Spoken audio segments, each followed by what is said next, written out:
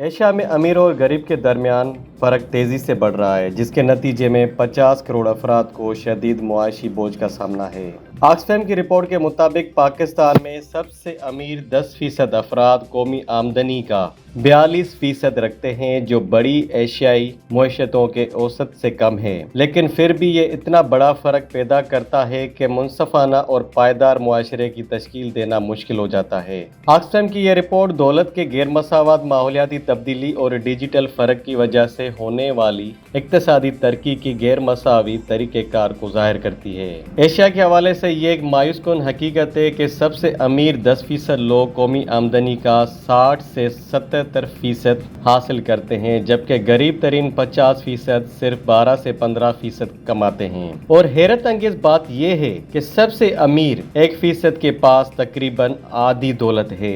گزشتہ دہائی میں ایشیائی ارب پتیوں کی دولت 2 گنا ہو چکی ہے، جبکہ چین، بھارت، انڈونیشیا اور کوریا جیسے ممالک میں غریب ترین نصف آبادی کی آمدنی کا حصہ مزید کم ہو گیا ہے۔ رپورٹ میں کہا گیا ہے کہ غریب ترین 50% کی آمدنی کا حصہ تقریباً تمام ممالک میں کم ہوا ہے، سوائے Bangladesh, Cambodia, Malaysia, Myanmar, Nepal, Pakistan, Philippines, Sri Lanka, Thailand, Timor East اور ویتنام کے۔ ان ممالک میں بھی اضافہ کم ہے، تقریباً 1%، سوائے کمبوڈیا، ملائیشیا، میانمار، فلپائن اور تیمور ایسٹ کے۔ آکسفیم انٹرنیشنل کے ایگزیکٹو ڈائریکٹر امیتابھ بہار کا کہنا ہے کہ ان کے خیال میں پاکستان کے لیے یہ رپورٹ سب سے زیادہ اہمیت رکھتی ہے۔ انہوں نے کہا کہ پاکستان ایشیا کے ان ممالک میں شامل ہے جو سیلاب اور ماحولیاتی اتار چڑھاؤ سے سب سے زیادہ متاثر ہیں، پھر بھی سب سے امیر طبقہ دولت اکٹھا کرتا رہتا ہے اور ٹیکسوں سے بچنا ہے، جس سے عام لوگ تباہی کا سامنا کرتے ہیں۔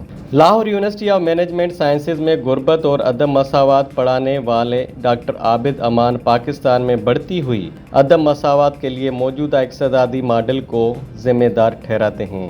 ان کا کہنا ہے کہ یہ ماڈل طاقتور اشرافیہ کو فائدہ پہنچاتا ہے، جبکہ ٹیکس کا نظام غیر مستقیم ٹیکسوں پر انحصار کرتا ہے، جو کم اور متوسط آمدنی والے خاندانوں پر غیر مناسب بوجھ ڈالتا ہے۔ انہوں نے مزید کہا کہ عوامی اخراجات زیادہ تر قرضوں کی ادائیگی، دفاع اور اشرافیہ کے لیے سبسڈیوں پر خرچ ہو رہے ہیں، جبکہ صحت، تعلیم اور سماجی تحفظ کے لیے بہت کم بچتا ہے۔ آکسفیم کی تحقیق کے مطابق 2022 میں بھوٹان اور کرغزستان میں تعلیم، عوامی سرمایہ کاری GDP کا 8% تھی، جبکہ Papua New Guinea, Pakistan, Cambodia, Laos اور سری لنکا میں بھی یہ GDP کا 2% سے بھی کم ہے۔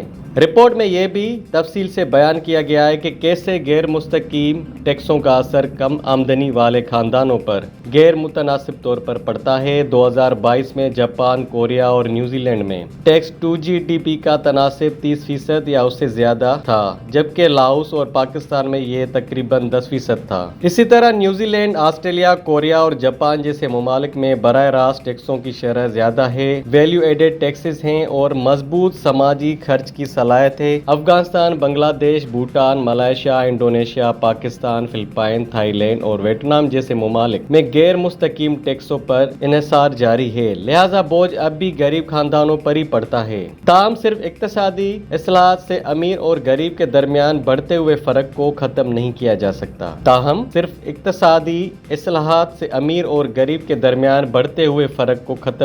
جا سکتا۔ ماحولیاتی بحران اور ڈیجیٹل فرق کو بھی حل کرنا بہت ضروری ہے، کیونکہ دونوں خطے میں عدم مساوات کو مزید بڑھاتے ہیں۔ ایشیا میں یہ فرق سب سے زیادہ نمایاں ہے، جسے عالمی موسمیاتی تنظیم نے سب سے زیادہ آفات کا شکار خطہ قرار دیا ہے، اور گزشتہ دہائی میں یہاں 1800 سے زائد واقعات ہوئے ہیں، جن میں 150,000 سے زائد افراد کی جانیں گئیں اور 120 کروڑ سے زائد افراد متاثر ہوئے۔ دنیا کے 5 سے زیادہ خطرے سے دوچار ممالک بنگلہ دیش، نیپال، میانمار، پاکستان اور سری لنکا، جو 50 کروڑ سے زائد افراد کا گھر ہیں، ماحولیاتی آفات کے باعث سب سے زیادہ بوجھ اٹھاتے ہیں۔